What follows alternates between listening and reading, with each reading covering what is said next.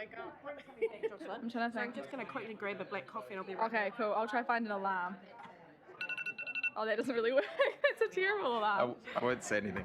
now with the live streaming. Okay, I won't play an alarm then. Alrighty, kia ora everyone. If we could just get your attention, that would be great. Alright. Cool. Just welcoming everyone back. Hopefully you had a refreshing, quick 10-minute break, and just conscious of the time. We're currently sitting at just 10 past 11, so we are going to be quite ambitious in trying to get through the rest of this meeting before 12:30, before our next engagement. So we'll move right along to report 8.2, Asset Management Plan, Public Toilets, which we're moving up above 8.1. But before we do that and pass over to Mike and the team, I just want to acknowledge Mike's wife, Stacey Mendonça, who was awarded a King's Birthday honour, an MNZM for services to women. So congratulations to... Congratulations to Stacey and to yourself and your whānau as well. But we'll pass over to you for the report. Yeah. And just a reminder to elected members as well, and this is mentioned in the report, but talking about funding in this context and conversation, that'll be part of the long-term plan development, and also we don't in this conversation want to get down to the detail of individual toilets themselves. So if we can just remain at the level of talking about the asset management plan and the direction of which we're taking, that would be great, so we can get through this nice and quickly. Thanks, Mike. We'll pass over to you. Thank you, Madam Chair. Good morning, elected members, and thank you very much for those nice words about Stacey. Nothing to do with me, but I'm happy to bask in her reflected glory for can I introduce Claire Winter, please, who's the author of the report, but may I please also introduce Fiona and Calvin, who you will know down the back of the room. They're the people who actually do the work on the toilets. Well, maybe not physically, but they arrange for the work on the toilet. So they're very interested, and it's great to have them here to listen to our discussion about asset management plans. Just a reminder, this is the first of 8 plans we propose to bring to you before the long-term plan. The next one is community halls. That's in the pipeline and will be coming through the next month or so. Older persons housing, cemeteries, parks, corporate accommodation, aquatics, libraries, and cultural being theatres and museums are the other asset management plans we will be bringing to you. This is the first cab off the rank. As the Chair has outlined, we're not asking you for any decisions today. Those decisions around these assets belong in the LTP. What we are trying to give you is a picture of the state of the assets. These are really key things. If people have a bad toilet experience, and at the risk of descending into toilet jokes, if people have a bad toilet experience, it really reflects poorly on us. If they have a good experience, it reflects positively.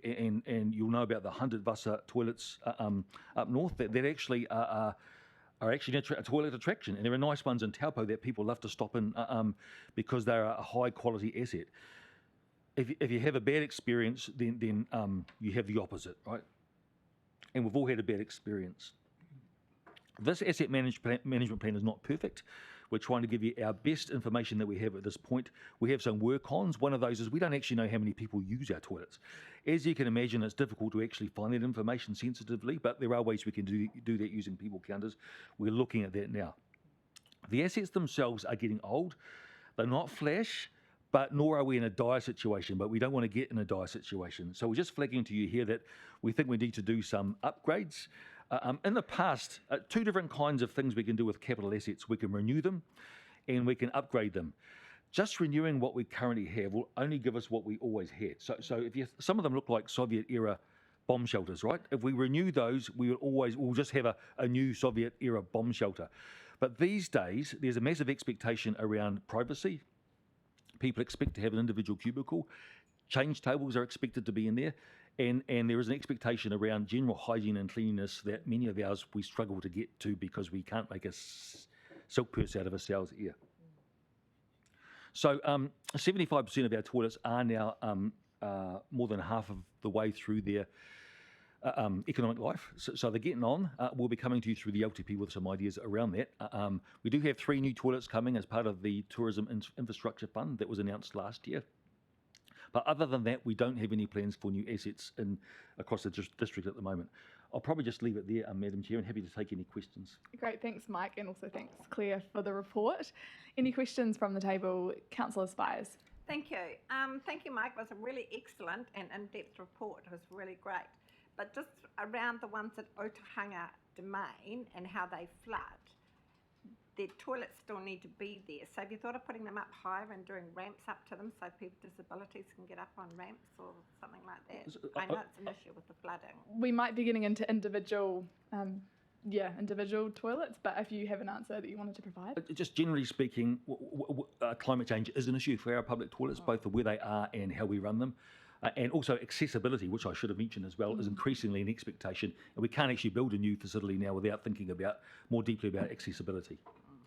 Yeah, cool. Thanks, Councillor Spires. Kim. Kia ora, and this is probably not specific to the toilets, but it came up in the report. So in the report, there's the tangata whenua section, and there's always been comments made around the table. So I'm trying to figure out a solution so they don't keep coming up. So understanding that we're working through this governance and how we work together. But, and you know, in an ideal world going forward, there won't be a need for a tangata whenua section because it will be embedded in the report itself and co-written and all that lovely stuff. But just for the interim, so we don't get the same comments coming up again, because when I read it, public toilets are of a significant cultural significance, and I went, so that's fine. But maybe we could just work and us take the responsibility to come up with some satisfactory statements, because there's a lot of situations where you've tried to contact us and through time constraints we haven't been able to report, so we can get some basic statements to you, and maybe also having tangata whenua have oversight on that section. I know that's always not practical from a timing perspective, but just to keep the staff safe, so we're not having the same thing come up over and over again, and mindful that we're working through those governance issues, just to keep everyone safe around the table, because it's unkind when you get remarks around, you know, who said that. Yeah, true. But yeah, I did look at it and go, oh, okay. took you by surprise. That's a new ticking I haven't figured out yet. But yeah, that's all my comments. But the rest of it, yeah. Thanks, Kim. Yeah. Great. That's a really, really practical suggestion. Thank you, Kim. I think that's been noted by the relevant staff. So thank you so much for bringing that to the table. Community Board Member Simon Black. Thank you, Madam Chair. Thank you very much for your report. Look, just a couple observations. If they're observations, could we leave them for debate, or are they questions? Okay, questions then. There is a population growth, walkway and bridle and active cycleways, and also we're reporting on a demolished toilet as well. Now, what are we doing to look at the future of where we need to be as part of our strategy planning as well? How many toilets are we going to need in public walkways, public areas, which we're growing at the moment? Yeah, sure. Thanks, Community Board Member Black. I think that the asset management plans that Mike and his team are focused on, if we thought of our visioning work in short, medium and long term, will cover the short and medium term of things we need to do now.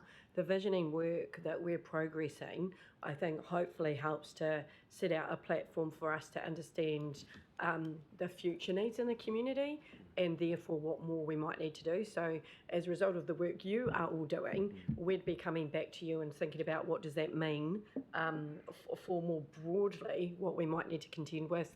And you'll also be aware some of the information we've given you around growth, and I don't mean intensification, I mean just population growth, and the range that we might be heading for. We would also be coming back to look about what are the implications of that in a range of ways for work going forward. So we're covering what we know now and what we can manage, but that changes over time. So I think, and I'm just sharing that because those kinds of things end up in the strategy and growth area. And as we know more, we obviously work together and feed things through. So I think Mike had mentioned that there'd be progressive action, and the reality is that we'd be coming back once we have more information. And I'll leave that to Mike to continue to comment on. Thanks, Chris. So this is an issue for all of our asset management plans, is how, as we grow, It doesn't necessarily mean a linear growth in our asset base. We need to think more broadly about outcomes. And with public toilets, we're not the only ones that provide public toilets, right? So it might be through consenting or other measures we can actually achieve the same outcome without us having to invest in assets. And in fact, the one we're most worried about with respect to growth, and it's not for today's discussion, is actually cemeteries, where we have a specific issue. But that's for down the track a bit. Cool, thank you. The other observation question that I have is that when I looked at the scale of the worst condition versus the best condition toilets, half of the worst condition toilets are in Otaki, and half the best condition toilets are in Waikanai. Just wondering, are we going to address some sort of disparities amongst the areas? Perceived disparities? So we have a lot of work lined up in Otaki. We're starting with the pavilion that's already underway at the beach, and of course the Memorial Hall and Library is on the LTP for 2 years' time. So we haven't explicitly focused on it from a equity perspective, but I think through the natural course of where we're going to be investing in the future, there will be a better balance. Wonderful, thank you. Thanks, Simon. My turn. Councillor Halliday. Thank you, through the chair. Fantastic report, thank you very much. I actually had some questions at the start of it. By the time I got to the end of it, most of them were answered. I've got a couple of things I want to touch on, and I'll be very brief as I can. First of all, I'm concerned around a little bit around the disparity, if you like, in regards to the amount of toilets in Parapara Umu in relation to the rest of the district. And I appreciate we've got a spending program, but I'm just wondering whether we've been considering or been working with regards to building partnerships with private providers for access or perhaps provision of toilets or something along that sort of line. Something that just leaps out to my mind is maybe the boat club down at Parapara Umu Beach or something along that sort of line who have toilets. Appreciating they're expensive to build, but maybe we can contribute to the upkeep of the toilets in some form or way as part of our plan. Is it? So short answer is yes, Councillor, and I think we have some examples where we do that already. The Waikanai Boat Club is probably a bad example because those toilets are just about hit it, but that's a place where we are co-located with some public loos with the boat club. Actually, Coastlands is another one. If we were to count the people who use the Coastlands loos inside the mall, I think they'd probably dwarf the numbers that use ours. There is a question around accessibility, of course, because the mall's not open. Most of our toilets are open dawn to dusk, right? Yes. Coastlands, other than winter, it actually isn't. And so the kilns. Yeah, I know what you're talking about. Public toilets are planned for that as well. So we're engaged with those guys, talking about how that might work. In fact, they've contacted us about using the same cleaning contractor that we use. So as these opportunities pop up, yes, we're really keen to make sure we're having those discussions and not thinking that just because we're the council, we're the only ones that can actually provide that service. And I guess another aspect of it, of course, is also sports clubs, because we also provide a lot of toilets in those spaces as well. Yes, and we'll cover that under the sports pavilions asset management plan, as opposed to this is right. Okay. This is the standalone toilets. Now, I also wanted to thank you for bringing this through the Social Sustainability Committee, what gave us the opportunity to feed into that. One thing I just noted from that was, from my perspective, was just ensuring that we have there's almost an oxymoron, an artistic content to the toilet with regards to how they look and how they appear. I noticed with the, I think Permaloos, the different ones that are there's the opportunities for how the facades on them, what they look like, how they're coloured. Because we've got some beautiful toilets with some great, fantastic art on them around the place as well. It's all part of that feature as such. But you answered that then, so I just wanted to flag that as such. My other one also was I'd like to have consideration with regards to freedom camping and also in that tourism area with regards to style of toilets we're putting in, and maybe there's leeway to actually offer some other services. I do know there's drop-downs, drop-in pre-made units, very similar to what we've been looked at, which sometimes have shower facilities on them and that sort of stuff, but there's options here which can be swipe card or pay driven rather than council, solely at council's expense, and maybe that can be considered as part of our tourism strategy as well as we move forward. I don't know if there's any thought around that space at all? Thanks, Councillor, it's a good point. And at Raumati Boat Ramp and at Waikanai Boat Club in particular, where we have planning underway, we're thinking about how we might integrate showers into those facilities. Increasingly, that's a service expectation, a service level that's expected at our public loos. There is, of course, a cost that comes with that, both a capital and an operational cost. So we're very mindful of that, and that's why it needs to come back here as part of the LTP. That's lovely. The only other question I had was you talked about cemeteries. one question I just did have in regards to our planning moving forward in the cemetery space. Do we position toilets there that are sort of close to the public roads or close to public access as well? Because they can obviously sometimes be available for dual purpose, but sometimes they're buried at the back of cemeteries or sort of out of the way, so to speak, from the public as such. So, Councillor, it's always a balance when citing new facilities. By the way, we don't have any plans other than the 3 cycleways for new facilities at cemeteries. But one of the main things we have to think about is access to services. So water supply and sewage is often the main driver of where we put the things. And of course, car parking and accessibility. So it's always a balance of all of those different things. And of course, whilst our public conveniences, sometimes we have to think about the grunty engineering aspects of these things as well. Lovely. Thank you very much, Mike. Much appreciated. Community Board Member Michael Moore. Kia ora, thank you. Through the chair. Thank you, Mike. This report's not only really detailed, it's quite timely. We've been thinking at the Te Hora Beach car park area, which has got one of these old bunkers, as you refer to them. And I note on the report that it says it's constructed 2017. I have information it's actually 1968 or 69. But anyway, that aside, that whole area, we wanted to talk in a wider discussion of beautification through Andy Mackay and Jeff's team, etc.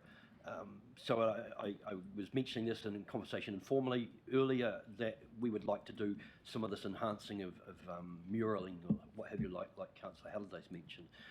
We don't want to invest that kind of money from a community board to do that area, even if it's just interim and a mural for the old toilets, if indeed it's going to be knocked down in a year or two. But your thoughts on progressing some of that as an interim measure for beautification?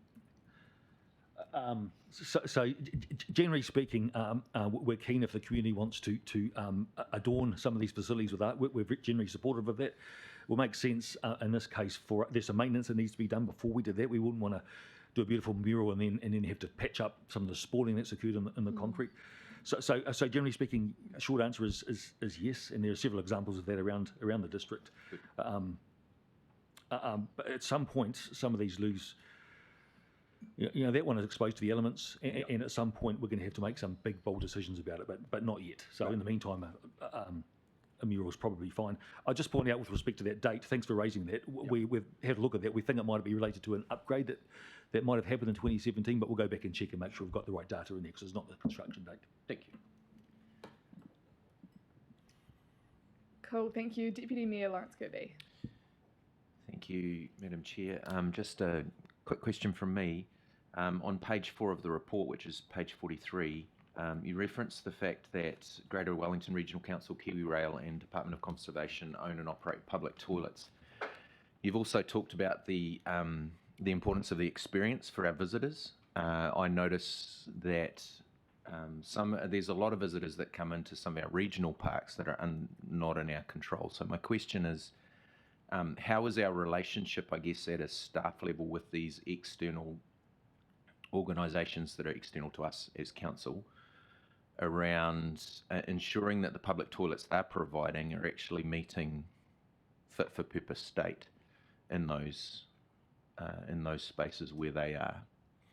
Do we have a good relationship? Is that a good working relationship that means issues that are there, that present, that we become aware of? Because just about always, if there's this confusion between regional council, district council, who's responsible, is that in a good space? So at a senior staff level, in general, there's a very good relationship with both DOC and the regional council. Kiwi Rail tends to be a bit impenetrable, but once you find the person, it's generally good. I guess the challenge we have in this area right now is probably with DOC and the Whareroa farm toilets that are currently decommissioned. The officers have been very honest with us about what they can and can't do there. And in fact, I think the CWB advisory group might have written to the minister about this. But the relationship with officers is very good, but they don't necessarily control all of the decisions that occur locally. Okay, great. I mean, underlying my question is related to that particular toilet, because I know that's a big issue for our Yes. community. Yeah, definitely is. Was that all of your questions? Thank yeah, you. cool. Thanks for being nice and succinct. Councillor Pravanov. Yeah, thank you through the chair. Thank you very much for this report and your degree of humour in it. We're not dropping too low, sorry. So my first question follows up on Councillor Kirby's question. So with these external toilets, is the Kapiti Coast District Council able to submit into their planning processes for how those toilets are maintained, so to ensure particularly funding is available to keep them open? So there's nothing to stop KCDC. I'm assuming we do make a submission on the GW's long-term plan. It's not uncommon for councils to do that, but with respect to the government departments, we don't necessarily have that opportunity. Right. Okay. Thank you. So my second question, and I'm not going to be specific here, even though I know that you've mentioned this toilet several times today, is that there's a toilet that's going to be demolished fairly shortly. And I think it's probably important that people realise that that's why it may have jumped up the queue rather than for other reasons. Go on, name names. Why can I the flooding one, you're talking about yes. Yes, sure. So, Yes. Councillor, there will need to be a big information push around that and why we're doing that and what we're replacing, if we're replacing it, Yes. but what the plan is. So we're just signalling to you that we think that's inevitable, but of course there has to be a whole bunch of work around with the community around what the plan is after that. Yeah. Cool. Thanks, Councillor Pravanov. Community Board Chair B. Larissy. Thank you, Madam Chair. Just a question. I've got a missing toilet here. Matthews Park in Raumati. Understand that's a council-owned one. Yeah, have you heard of Raumati? So we have another asset management plan coming to you around sports facilities. Okay. So that will be included in the yeah. There's quite a few pavilions where the loos are. Good question of clarification, though. Just wanted to make sure that it wasn't getting forgotten, but thank you. I figured Cool. you'd have it under Thanks, wraps. Bede. Councillor Warwick. My question is just around the cycleway, walkway, bridleway, expressway track, and how we link users of the track to information about public toilets. Is there and will there be some budget around that? Because on this, if page 30 is a good map, if we could have a link to that on little signposts or something, where the public toilets are. But between Waikanai and Otaki, the only toilet is at Harrison's, which is not public and it's not on there at this point. So is there any plan to enable people who are using, because we've got a lot of people coming from outside of the district to use that CWB who have no idea where the public toilets are, how far away. Is there any funding to create even a scan code or something that people can actually access that information? Otherwise we're going to get good question. stuff along the way that's left behind. So we did just publish the CWB Trails map just a couple of days ago. So I thought that had public loos on it, but if it doesn't, I will check and make sure it does, Councillor. So along the way, even if it links, there's information posts which can link you to, everyone Yeah. carries a phone, so can you be linked, and whether that's done through a few different departments in council, it's really about information, easy information, because if you're halfway along the trail and you're thinking, oh, Yeah. toilet, where can you get that information? I think maybe that's something we could take off We can line have a to look at figure it, out how we can, because it's a really good point. Community Board Chair Glenn Olsen. Yeah, hey, I was just wondering, I was just asking, are there any toilets that are open 24 hours? And I mean, I can't think of a toilet in Kāpiti, either private or publicly maintained, that's open 24 hours in Kāpiti. And I know, when I drive around the country, if you get to an area like if you're on the expressway, it's a long way from one end of Kāpiti to the other for people who are driving through, after hours when all the toilets are closed. And I know with children, we just end up pulling off somewhere and using the side of the road. And I guess this is happening quite a bit. And it's something that, a lot of people just choose to ignore. But, if you drive, living over in Europe and stuff, there's always services at certain points where you can pull off. And I'm wondering, don't we have some type of a duty to provide a service which is 24 hours to the public? You know, even if it is We've got there, you know, petrol in the stations, yeah. district. So there's no legal Yeah. there's no legal requirement on us, but there is. You could I argue, think I guess, more that moral. there's a moral one. And I think there hygienic as well, because people were just using the side of the road, and I think we all know that. Again, I think that might be a case where we look to our partners to provide that service, and service stations, I guess, is the petrol stations is the first place. I think, Fiona, we do have one 24/7 toilet. Right. Right. Okay, yeah. Right. I just also need to add that most of our toilets are open dawn to dusk, and the reason for that is we've done some analysis around what happens in toilets between those hours or after dark, and it's not flash and it's expensive. So that's why our service level at the moment is dawn No, to dusk. I understand that, but you know, if you have one of the things you have with services like which are not accessible like these are, because what you find is the ones that get vandalled the most are the ones that are most accessible. So ones off express, you know, if you come off the expressway and there is a toilet as a service area, it's far less likely to be vandalled because it's just, you know, it's not accessible. Like, you know, the people who vandal most of these are bored people who just happen to be going around. Yeah. Sure. Thanks, Glenn, for your question. I don't see any other questions. So, is there someone who would like to move recommendations on page 37? Oh, yeah. Councillor Halliday, seconded Councillor Wilson. Councillor Halliday, would you like a right of introduction? Just very briefly, as I commented before, fantastic report. Thank you very much. Very informative, and I think you hit the nail right on the head. You know, we get toilets right, and it actually does make a big impact on how people perceive our area. That sort of stuff, and it's great to see it being addressed by an actual asset management plan. So thank you very much.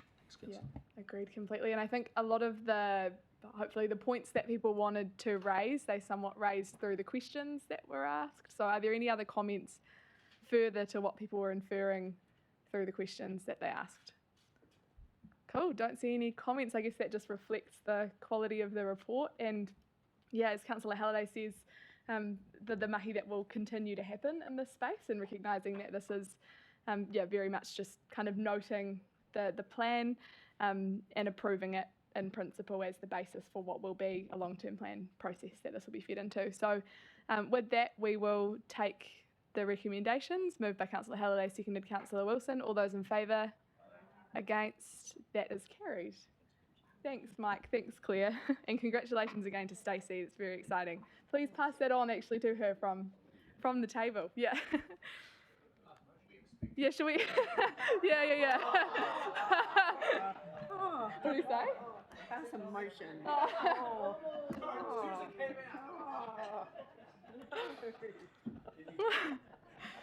All right, so moving on to what is now item 8.2, Draft Easter Sunday Trading Policy 2023.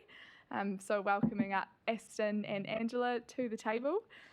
So we're just seeking, the team are seeking approval to consult on this draft Easter Sunday trading policy, noting that we have had the opportunity through an interactive workshop to feed into what is coming to the table today, and also that this is just the approval to consult, it's not the approval of the policy.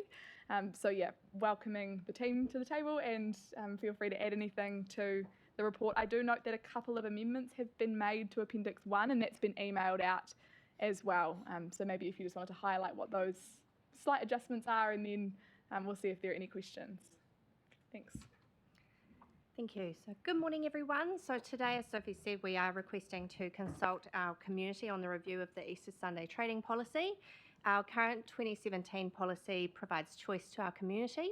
It allows trading on Easter Sunday, with shops choosing whether they open or not, and employees choosing whether they want to work or not. Following the recent briefing with you, we have added some scenarios to the end of the statement of proposal to reflect how different people might experience the effect of having or not having a policy in our district.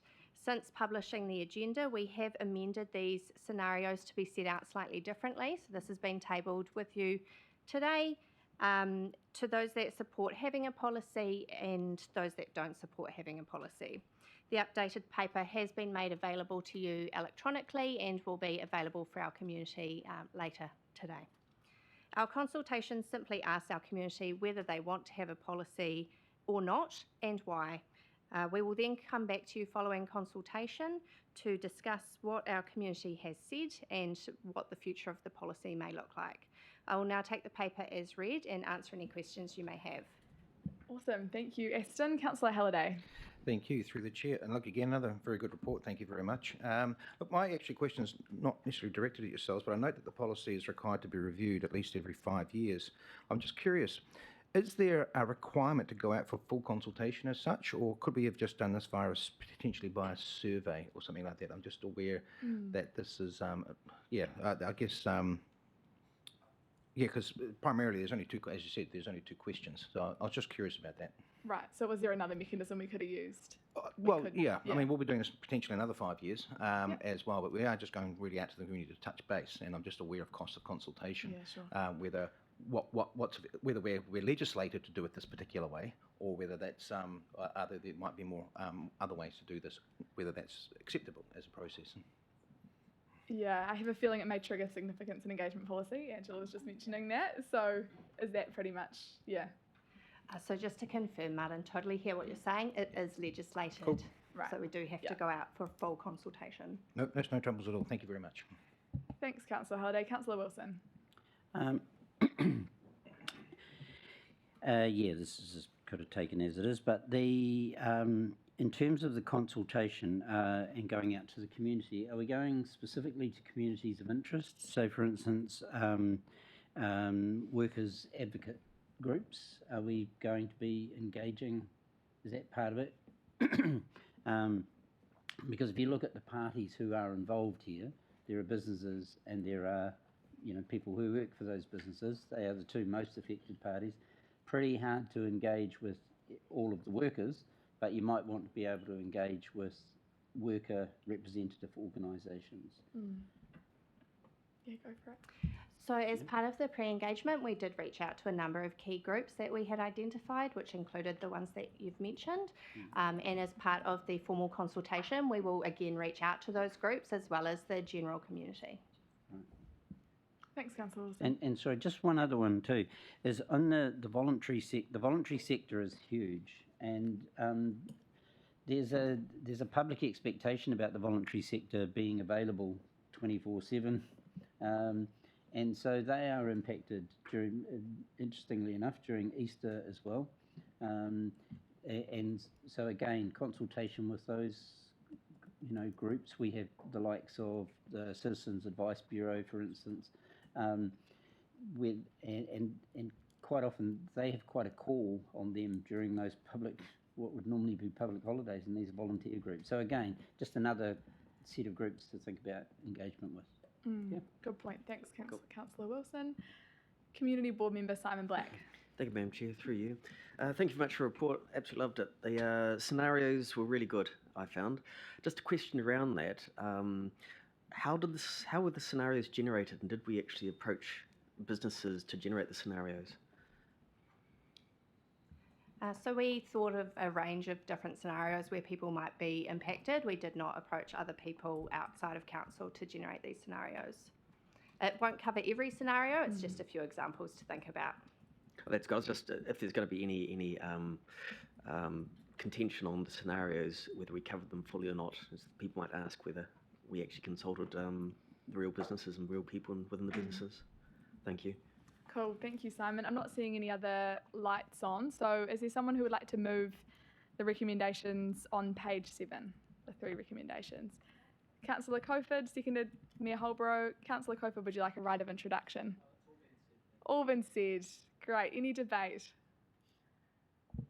Kim, over to you. I just want to note, again, on the tangata whenua section, and we've got a solution for that, but it says, ngā hapa o Otaki provided direct feedback, and I'm assuming that was when I was here and I gave a very flippant comment as I rushed out the door. So, just the wording really around that, because it implies that we have actually been fully engaged with that's all, but we'll work on that, that's all. Yeah, I think the suggestion that you made earlier around developing, some sort of a response that's mana enhancing for everyone all round is really crucial, and I think that's already been followed up on actually. During the course of the meeting there's already been some conversations on that, so thank you, Kim. Yeah, no, but it's really valuable feedback.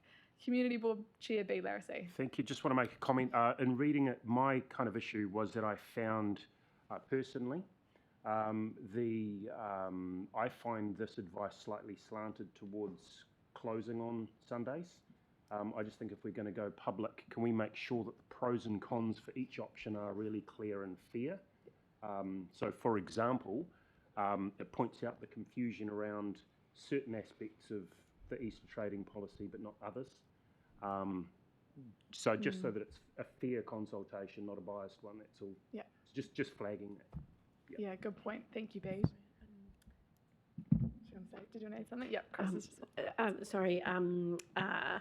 If it's useful, Bede, happy to take some feedback offline. I think the intention is that we're wanting to push out shortly. So if there's something in there that you think we haven't quite landed in terms of that balance, would be good to know today, I think, so that we can make sure that we've covered that off. And if anybody else had any concerns, let us know. So we can just chat in the break or just email something through. Thanks. Cool. So we've got the 3 recommendations on the table. Page 7, moved by Councillor Kāpiti, seconded by the Mayor. All those in favour? Aye. Against? That is carried. Thank you, Aston. Thanks, Angela. Oh, okay. We can just come back to that. Okay, awesome. It's gone.